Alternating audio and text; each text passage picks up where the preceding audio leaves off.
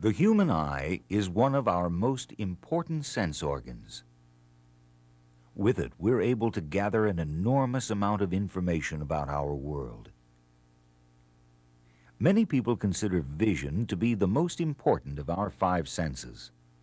It helps us to explore everything around us, and as a result, we learn about the color, shape, and form of the complex and beautiful world that is ours. Yet with all the information that the eye provides, it can only perceive or see a small part of the real world. There is an entire world of the very small that is completely hidden from view by the unaided eye. For most of history, man was never aware of this world of the very, very small. However, since the creation of the first microscopes in the 1600s, man has attempted to build better and better instruments to discover as much as possible about this hidden world. During these past 300 years, scientists have moved from single-lens magnifying glasses that can enlarge things 20 times their normal size to sophisticated ion microscopes that can enlarge objects 2 million times. This videotape will describe the history of the microscope, provide information about how microscopes work, and help you care for and use the classroom microscope for your own exploration of the world of the incredibly small. To begin with, the man given credit for viewing this invisible world for the first time was not a trained scientist. Anton van Leeuwenhoek was a Dutchman who ran a dry goods store selling cloth. He was the finest lens grinder of his time. During his life, he made 247 microscopes and over 400 lenses. Lens grinding and polishing is very delicate work. The lens must be perfect, or else objects to be viewed will be blurry. People had known for hundreds of years before Leeuwenhoek that curved glass would magnify objects. Spectacles and magnifying glasses were used in the late 1200s, but these were limited in their magnifying power. Leeuwenhoek was the first person to develop a microscope powerful enough to view very tiny organisms. This is what one of his common single-lens microscopes looked like. Yet some could magnify things as much as 300 times. He used this simple microscope to look at all kinds of things. He peered at a bee's stinger, moldy bread, hair, blood, cloth fibers, the head of a fly, dust, and parts of plants. He kept careful notes and drawings of what he saw. However, his greatest discovery came when he decided to look at a drop of pond water.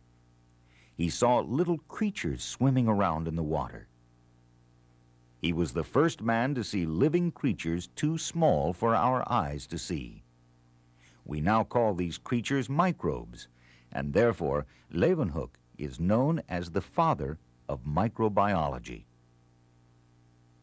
Today, microscopes are considered one of the most important tools of science and are regularly used in chemistry, biology, medicine, agriculture, and even law enforcement. There are three kinds of microscopes: the optical, electron, and ion microscopes. The optical or light microscope is the most common kind of microscope. Light waves passing through an object or specimen are bent to form an enlarged image. There may be one or two lenses used to accomplish this. A single-lens microscope is a magnifying glass. It can be used to enlarge all kinds of objects, from small insects to the patterns of lines in your fingerprint. A magnifying glass with a power of 3 makes things appear 3 times as large. Its power is written like this 3 times. A compound microscope is made up of at least 2 lenses arranged in a tube. The objective lens is close to the specimen being viewed. It will magnify the specimen just as a magnifying glass does. A second lens, called the ocular, or eyepiece, is at the other end of the microscope tube. It is nearest your eye and will magnify the image from the objective lens even more. On the nosepiece of a standard compound microscope are 3 objective lenses. Their powers are usually 4 times, 10 times, and 40 times. The eyepiece, or ocular lens, usually has a power of 10. Therefore, the resulting magnifications are 40 times, 100 times, and 400 times. Magnifying power is calculated by multiplying the power of the objective lens by the power of the eyepiece. Here is a compound microscope with all its important parts labeled. The base supplies support for the microscope. Above the base is the stage. This is where the specimen is placed for viewing. The specimen, which is held on a glass slide, is centered over this round hole in the stage. Stage clips are used to hold the slide in place. The hole in the stage is designed to allow reflected light from the mirror beneath the stage to pass through the specimen and into the objective lens positioned above the stage. Some microscopes use an electric light under the stage instead of a mirror. Just below the stage is a disc or iris diaphragm that can be rotated to regulate the amount of light passing through the stage and specimen. The light goes through the specimen and into the objective lens where it is magnified. On the other side of the body tube is the eyepiece, which also magnifies the image. The body tube is supported above the stage by the arm. There are 2 adjustment knobs located on the arm. The coarse adjustment knob is used to lower and raise the tube rapidly. Because the nosepiece and objective lenses are attached to the tube, they will move up and down as the coarse adjustment knob is turned. The fine adjustment knob is used to move the tube slightly and focus an image even more sharply once the coarse knob has been used and adjusted. The nosepiece can be rotated so that you can select a desired magnification.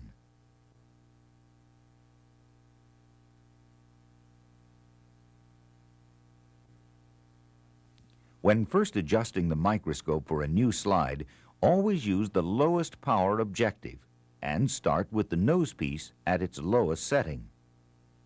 Then turn the coarse adjustment knob upward to move the objective away from the slide until the specimen comes into focus.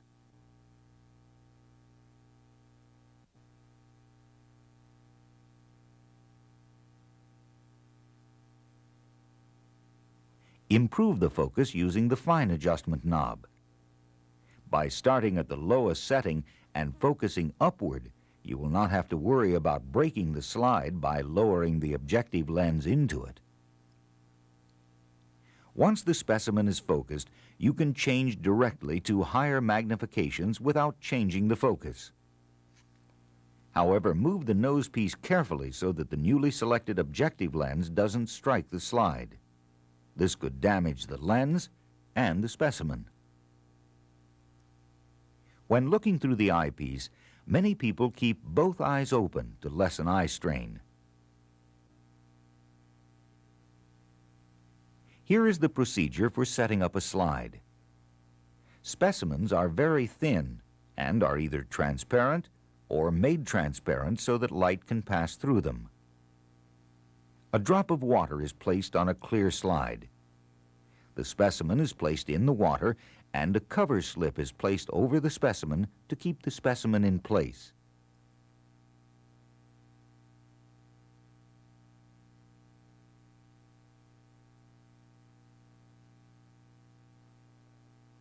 This entire setup is referred to as a wet or temporary mount. Sometimes it is necessary to add coloring to a specimen, so that details show up more clearly. This is called staining. Iodine or colored ink can be used as the stain. The specimen is on the slide with a cover slip in place. A drop of the stain is placed at one side of the cover slip, and a piece of towel is positioned at the opposite side of the slide. The stain is drawn under the cover slip and, in the process, gives coloring to the specimen.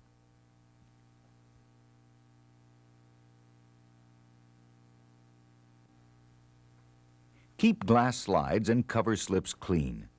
Wash them in soapy water and rinse them in clean water. When handling slides and cover slips, hold them on the edges. Avoid getting fingerprints or smudges on the glass.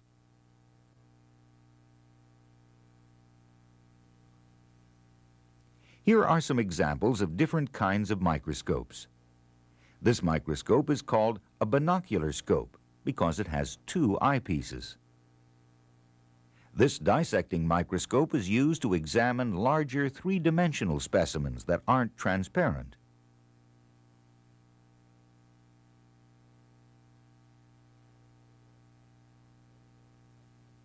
Optical or light microscopes can magnify things up to about 2,000 times. Electron microscopes don't use light, but instead a beam of electrons is used to magnify objects. This gives the electron microscope the ability to magnify things up to 1,000,000 times. Yet the most powerful microscope is called the ion or ion field microscope. It can magnify objects up to 2,000,000 times. The electron and ion microscopes have helped scientists observe the structure of objects as small as bacteria or viruses. Even individual atoms of thorium and uranium have been photographed by these powerful microscopes.